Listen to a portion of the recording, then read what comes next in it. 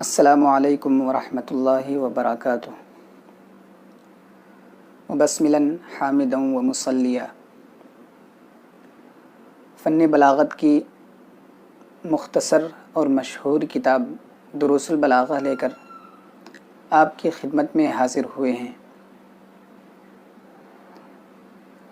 سبق در سبق کر کے انشاءاللہ روزانہ اس کتاب کو پڑھنے کی کوشش کریں گے اور مکمل یہ کتاب ختم کریں گے۔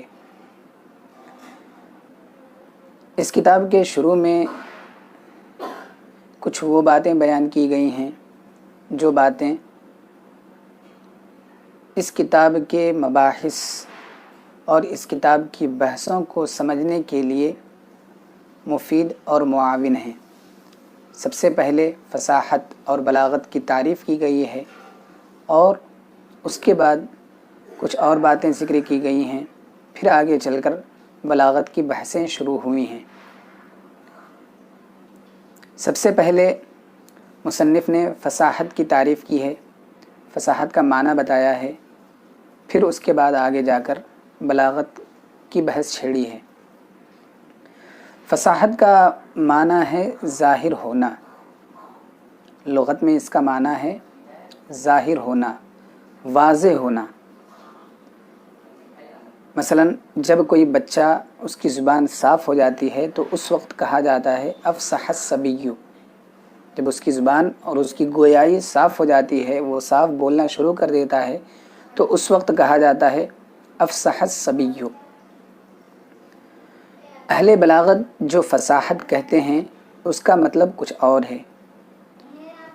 آئیے سب سے پہلے ہم لغوی اعتبار سے اس کا معنی کیا ہے وہ معنی سمجھتے ہیں، پھر ہم اصطلاحی معنی کیا ہے اسے سمجھیں گے۔ علوم البلاغت مقدمۃ فی الفصاحۃ والبلاغۃ۔ الفصاحۃ فی اللغۃ تنبئ عن البیان والظہور۔ فصاحت کا لغوی معنی لغت میں فصاحت کیا ہے؟ ظہور اور بیان کی خبر دیتا ہے، یعنی فصاحت لغت میں ظاہر ہونا اور واضح ہونے کو بتاتا ہے، یعنی اس کا لغوی معنی ہے ظاہر ہونا، واضح ہونا۔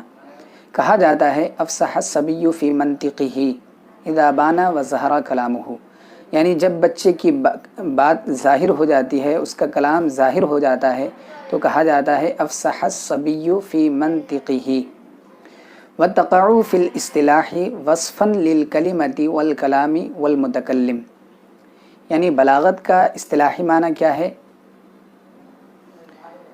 یہ تو بعد میں ہمیں سمجھ میں آئے گا۔ سب سے پہلے یہ بتایا گیا کہ فصاحت کا اصطلاحی معنی تو بعد میں بتایا جائے گا۔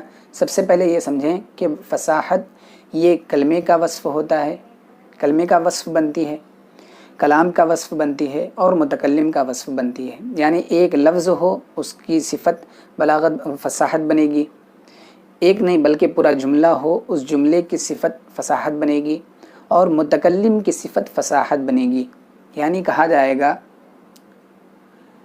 اللفظ فصیح یا اللفظ الفصیح، اسی طرح ھذا الکلام فصیح،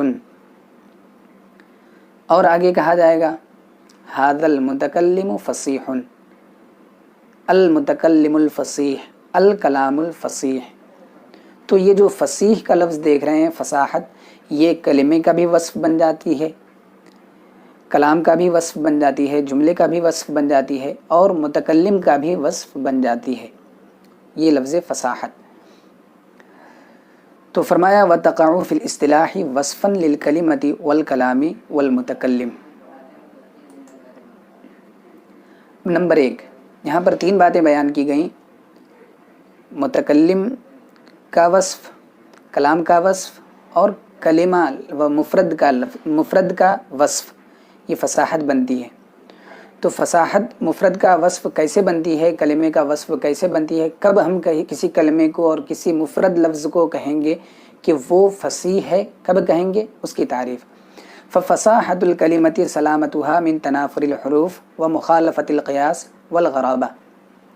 3 باتیں یاد رکھیں کہ کوئی بھی مفرد لفظ، کوئی بھی تنہا لفظ فصیح اس وقت ہوگا جب کہ وہ تنافر حروف سے خالی ہو، نمبر 2 غرابت سے خالی ہو، نمبر 3 قیاس کی مخالفت یعنی جو اصول بیان کیے گئے ان اصول کی مخالفت سے خالی ہو۔ تنافر حروف کیا ہیں، غرابت کیا ہے، مخالفت قیاس کیا ہے، یہ ساری تفصیل آئیں گی۔ ابھی اتنا جانیں کہ کسی بھی لفظ کو ہم فصیح اس وقت کہیں گے جب کہ وہ تنافر حروف سے خالی ہو، غرابت سے خالی ہو اور مخالفت قیاس سے خالی ہو۔ جب کوئی بھی لفظ غرابت، تنافر حروف، مخالفت قیاس سے خالی ہوگا، یعنی ان تینوں چیزوں میں سے کوئی چیز نہیں پائی جائے گی، تو ہم کہیں گے کہ یہ لفظ فصیح ہے۔ فرمایا ففصاحت الکلمتی سلامتها، کلمے کی فصاحت یہ ہے سلامتها کہ وہ محفوظ ہو من تنافر الحروف، تنافر حروف سے، تنافر حروف سے خالی ہو، سالم ہو، محفوظ ہو، ومخالفت القیاس اور قیاس کی مخالفت سے خالی ہو، والغرابتی اور غرابت سے خالی ہو۔ اب ہر ایک کی تعریف، یعنی تنافر حروف کیا ہے، مخالفت قیاس کیا ہے اور غرابت کیا ہے، ہر ایک کی تعریف۔ فتنافر الحروف وصف فی الکلمۃ یوجب ثقلها علی اللسان وعسر النطق بها۔ تنافر حروف کی تعریف یہ ہے کہ زبان پر ادائیگی دشوار ہو، زبان پر، یعنی یہ تنافر حروف ایک ایسا وصف ہے جو زبان پر ادائیگی، جب زبان کے اوپر اس لفظ کو ثقیل بنا دیتا ہے اور اس کی ادائیگی زبان کے اوپر دشوار ہو جاتی ہے۔ تو کسی بھی کلمے کے اندر اگر یہ وصف پایا جاتا ہو کہ اس کو ادا کرنے میں دشوار ہو رہا ہو، دشواری ہو رہی ہو، اور وہ وصف اس کو مزید دشوار کر رہا ہو، تو ایسی صورت میں کہیں گے تنافر حروف، یعنی وہاں پر جو چیز پائی جا رہی ہے وہ چیز کیا ہے، تنافر حروف ہے، تنافر حروف وہاں پر پایا جا رہا ہے۔ تو تنافر حروف کا مطلب کیا ہوا کہ جس کے اندر بھی زبان، جس لفظ کے اندر ادائیگی دشوار ہو رہی ہو، اس کا ادا کرنا زبان کے اوپر دشوار ہو، تو وہ ہے تنافر حروف۔ اب یہ دشواری زیادہ ہو تو اس کو اعلیٰ درجے کا تنافر کہا جائے گا، دشواری کم درجے کی ہو تو اس کو ادنا درجے کا تنافر کہا جائے گا۔ یہاں پر چند مثالیں دی ہیں مصنف نے، آپ ہر ایک مثال کو دیکھیں، کہیں پر تنافر زیادہ ہے، کہیں پر ادائیگی زیادہ دشوار ہے اور کہیں پر ادائیگی کم دشوار ہے۔ سب سے پہلے دیکھیں، جو کھردری جگہ ہوتی ہے اس کے لیے ایک لفظ آتا ہے الزشو، الزشو کھردری جگہ، تو دیکھیں آپ الزشو، ادائیگی اس کی دشوار ہے۔ اسی طرح اونٹ جو چارہ کھاتے ہیں اس چارے کو کہا جاتا ہے ہوڑ، خوڑ، ہوڑ، خوڑ، دیکھیں اس کی ادائیگی کتنی زیادہ دشوار ہے، کان کے اوپر بھی سننا ناگوار گزر رہا ہے، تو اس لیے اس کے اندر جو تنافر پایا گیا وہ تنافر اعلیٰ درجے کا ہوا۔ ہوڑ، خوڑ وہ چارہ جو اونٹ کھاتے ہیں۔ اسی طرح نقاخ، نقاخ پانی صاف شفاف شیریں پانی، اس کو نقاخ کہا جاتا ہے۔ تو دیکھیں اس لفظ کی ادائیگی بھی زبان کے اوپر دشوار ہے۔ اسی طرح ایک لفظ اور ہے مستشزر، جو رسی بٹی ہوئی ہوتی ہے اس کو کہا جاتا ہے مستشزر، ٹھیک ہے، بٹی ہوئی رسی مستشزر۔ تو اس کے اندر دیکھیں مستشزر، اس کے اندر اتنی زیادہ تنافر نہیں، اتنا زیادہ تنافر نہیں ہے جتنا زیادہ کہ ہوڑ، خوڑ کے اندر ہے، الزشو کے اندر ہے۔ تو بہرحال زبان پر اگر ادائیگی اس کی دشوار ہو تو اس کو کہا جائے گا مخالفت، اس کو کہا جائے گا تنافر حروف۔ اب وہ ادائیگی زیادہ دشوار ہے تو اس کو اعلیٰ درجے کا تنافر کہا جائے گا، اور کم دشوار ہو تو اس کو ادنا درجے کا تنافر کہا جائے گا۔ تو یہاں سے دیکھ لیں ترجمہ، فتنافر الحروف وصف فی الکلمۃ یوجب ثقلها علی اللسان وعسر النطق بها۔ تنافر حروف کیا ہے؟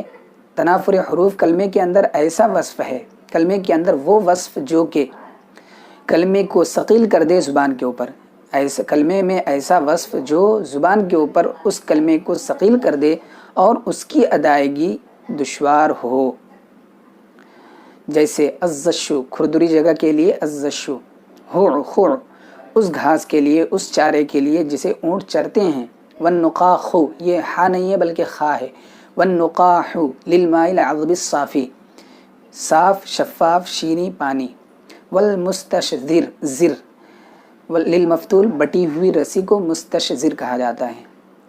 بس آج کا سبق یہیں تک ہے، انشاءاللہ اس کے آگے ہم اگلے نشستوں میں آگے سبق پڑھیں گے۔